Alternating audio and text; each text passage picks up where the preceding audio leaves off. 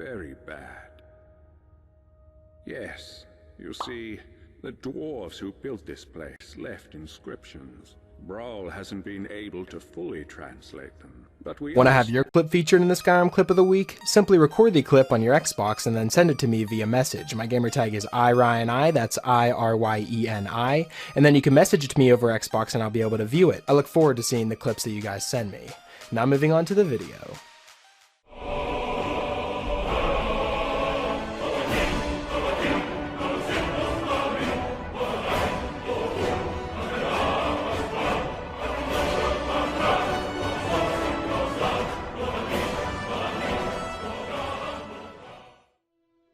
Hey, what's up guys, it's Ryan and welcome back to another episode of Modded Monday. We're on week number 169 now, guys.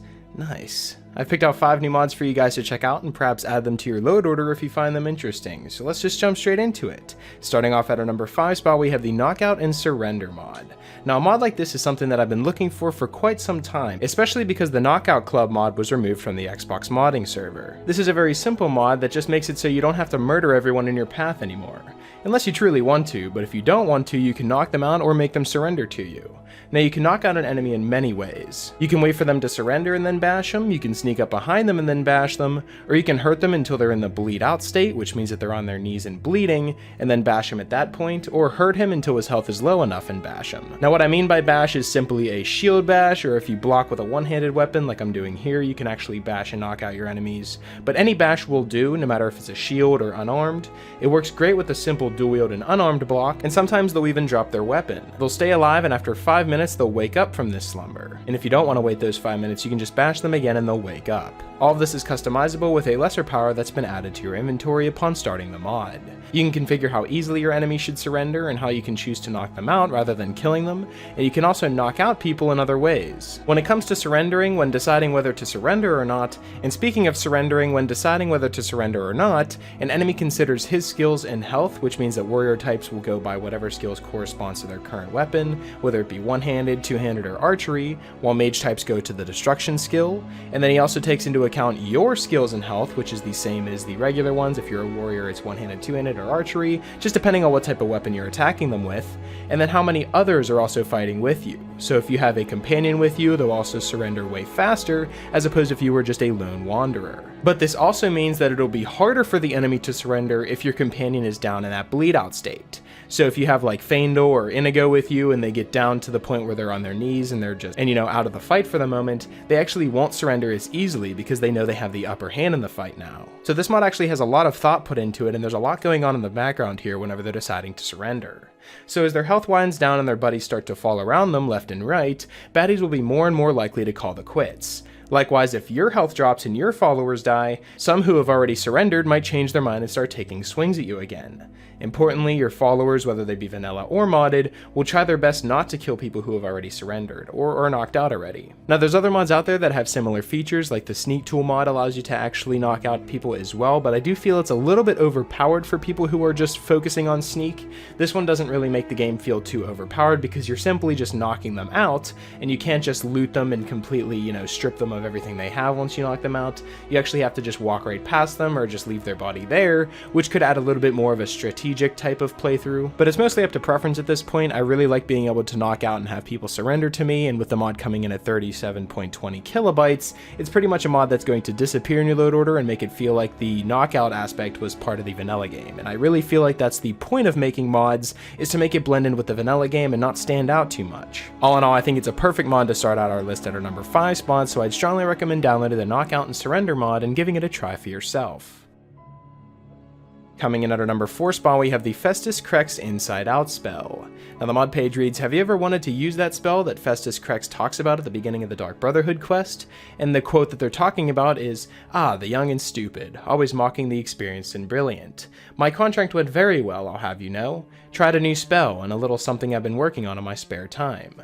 Came this close to turning that priest inside out. Whenever the mod author first played Skyrim going through the Dark Brotherhood quest, they wondered if the spell was real in-game, but alas it's not. Something just had to be done about this wonderful piece of lore to bring it to life. So now we have a powerful master level destruction spell that will displace your poor victim's bones beside themselves. Yes, you heard that right. You can literally put some poor fool beside themselves, neat in a lootable pile of naked bones and chunks. Now this is an incredibly dark spell that takes a lot of magicka to cast. It's extremely powerful, making it so it's pretty much a one-shot kill no matter what, but it takes so much magicka to cast, I had to actually use a cheat to have enough magicka to cast it. But if you look as I'm going through and showing you how the spell works, it's absolutely crazy. It just rips them apart and leaves them in a pile of bones, and it's just something that would fit perfectly for the Dark Brotherhood storyline because they've always been super dark. In terms of brutal kills, as you remember from Oblivion, how they took out Lucy and LeChance, you know, the Dark Brotherhood is known for these types of kills. So bringing that lore to life and making it so that you can actually be a very violent person in the Dark Brotherhood, as opposed to someone who just takes out contracts here and there, you can actually be extremely gruesome in your contracts now. The only thing about it is, yes, it does take a lot of magicka to cast, so you are going to have to use a lot of potions in order to cast it, or just be a high level in general, or be a master mage. Now how to actually find the spell is it has its own custom spell tome, and it's next to the bed that Festus sleeps on inside the Falkreath Sanctuary. It's very hard to miss whenever you're looking for it because it has a very powerful animation going around the book itself. So if you're looking to wake up your inner assassin and want to play through the Dark Brotherhood again, I strongly recommend downloading the Festus Krex Inside Out spell for it, because it's definitely a spell that's going to really enhance your playthrough as an assassin.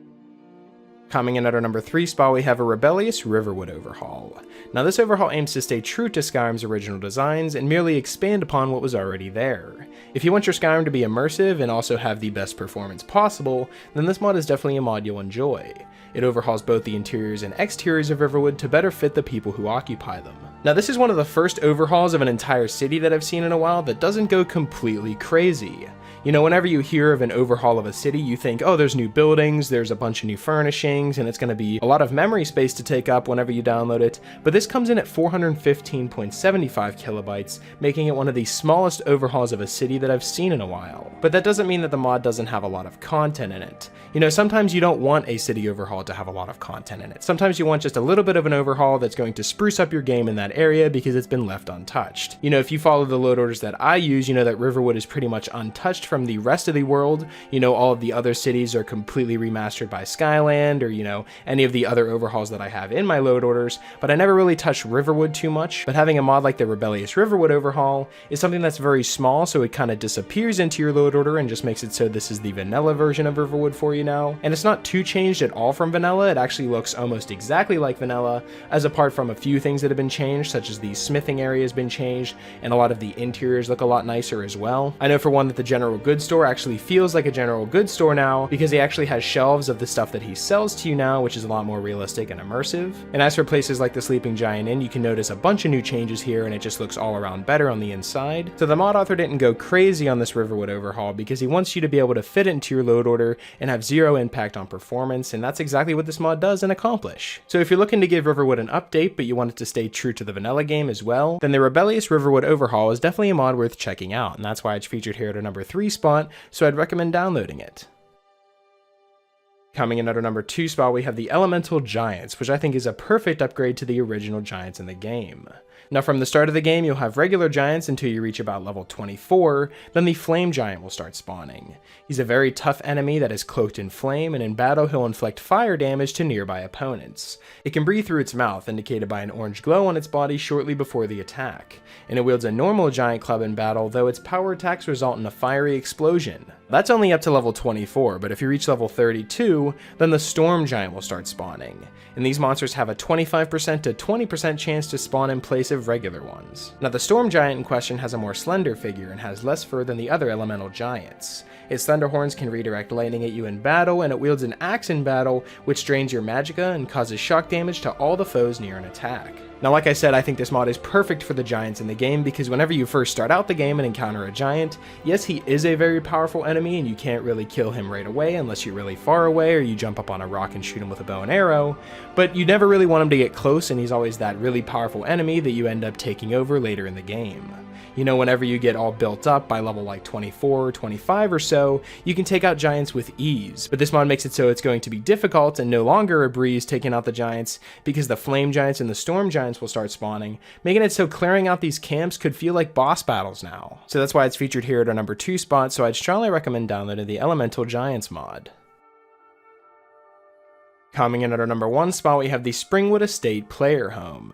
Now, Springwood was built by a merchant who married Leah, a beautiful bard born in Whiterun. He built the house so she could have her own place inside of the Walls of Solitude, and after his dear Leah's death, he decided to put the house for sale and go back to his life as an adventurer exploring Skyrim for new treasures. The house is fully compatible with Hearthfire, so you can adopt up to 6 children, and the features of the house include the loft with the mannequins and weapon displays, there's a main room, a kitchen, a maid bedroom and bathroom, a basement forge and bath area, displays for the Dragon Priest Mask, Dragon Claws, Black Books, and more, an enchantment and alchemy lab, a kids room, a followers room, and even a garden that your kids and followers can interact with. Now, this mod is very different than the other house mods that I've seen because this actually takes place on the inside of Solitude. It's not just on the outskirts of Solitude or in a random location by Whiterun or anything, it's actually inside the Walls of Solitude, which I think is a perfect idea for a house mod. It's also a perfect place to put this house mod because you can see it right as you come around the corner underneath the bridge. This house mod looks absolutely beautiful inside and out, so I'd like to show you guys around the place and give you a brief tour, so let's begin.